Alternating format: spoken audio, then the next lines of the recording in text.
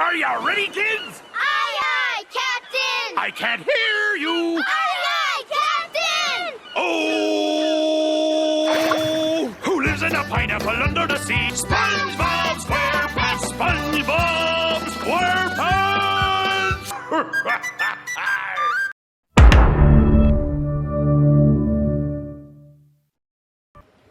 Assalamualaikum warahmatullahi wabarakatuh. Jadi di sini saya akan menjelaskan apa itu polusi udara, penyebab polusi udara, cara mencegah polusi udara, dan dampak polusi udara.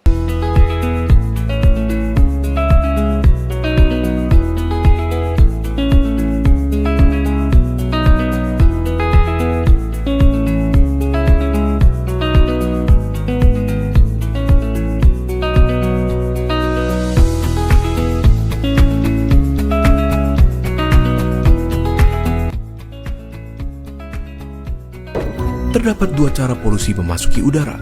Yang pertama, point source, di mana polutan berasal dari satu sumber seperti emisi pabrik. Yang kedua adalah non-point source, di mana polutan berasal dari banyak sumber seperti mobil. Terdapat dua jenis polutan, di mana polutan primer adalah polutan yang dapat menyebabkan kerusakan secara langsung atau bereaksi di udara untuk membentuk zat yang merusak, dan polutan sekunder, di mana polutan terbentuk sebagai hasil reaksi antara polutan primer dan komponen udara. Tiga organ utama yang dipengaruhi oleh polusi udara adalah tiga organ yang sangatlah penting: paru-paru, jantung, dan otak. Polutan di udara adalah molekul-molekul kecil yang dapat dengan mudah masuk ke dalam tubuh di saat kita bernafas. Mereka dapat menyebabkan inflamasi di paru-paru yang dapat mengakibatkannya kehilangan kapasitas dan mengurangi fungsinya seiring waktu.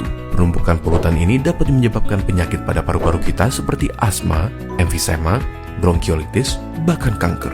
Terlebih lagi, molekul buruk ini bisa masuk ke aliran darah, seperti membuat jantung kita stres dan bekerja lebih keras untuk berusaha menyediakan tubuh dengan jumlah normal oksigen. Molekul-molekul ini bisa menyebabkan inflamasi dan konstriksi pada pembuluh darah, yang bisa juga menyebabkan stroke jika pembuluh darah yang terlibat berhubungan dengan otak. Selain itu, molekul-molekul ini bisa memecahkan plak yang sudah terbentuk sebelumnya di pembuluh darah akibat pola makan yang tidak sehat, dan mengakibatkan blokir pada pembuluh yang terlibat. Hal ini dapat menyebabkan kondisi yang mengancam nyawa, seperti serangan jantung maupun stroke. Biasanya, mereka yang rentan terhadap masalah kesehatan akibat polusi udara adalah mereka yang mempunyai kondisi pada jantung dan paru-paru, ibu-ibu hamil, pekerja di luar ruangan, orang tua, anak di bawah umur 14 tahun, dan atlet yang berlatih di luar ruangan. Jadi, bagaimana cara kita menghindarinya? Berikut adalah 5 tips dari WHO. Pertama, batasi berjalan di jalanan yang sibuk, dan jika membawa anak kecil, angkat mereka supaya berada lebih tinggi dari posisi knalpot. Kedua, batasi menghabiskan waktu di daerah yang ramai kendaraan seperti lampu merah. Ketiga, jika kalian berolahraga, lakukanlah di daerah yang lebih tidak berpolusi.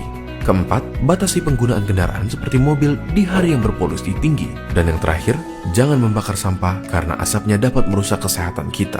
Beginilah kondisi Jakarta sejak beberapa bulan lalu. Polusi udara nampak menyelimuti langit ibu kota yang berdampak buruk bagi kesehatan jutaan warga Jakarta dan sekitarnya.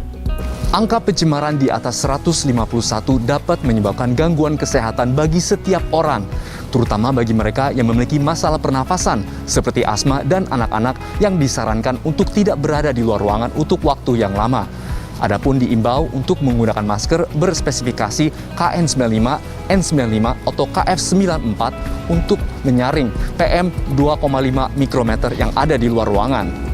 Dilansir cnnindonesia.com, dalam penelitian Dinas Lingkungan Hidup DKI Jakarta pada 2020, sumber emisi transportasi menjadi sektor terbesar penyumbang buruknya kualitas. Sektor transportasi berkontribusi terhadap 67,04% polusi udara. Disusul sektor industri sebesar 26,8%, diikuti pembangkit listrik 5,7%, kemudian rumah tangga 0,42%, dan sektor komersil 0,02%.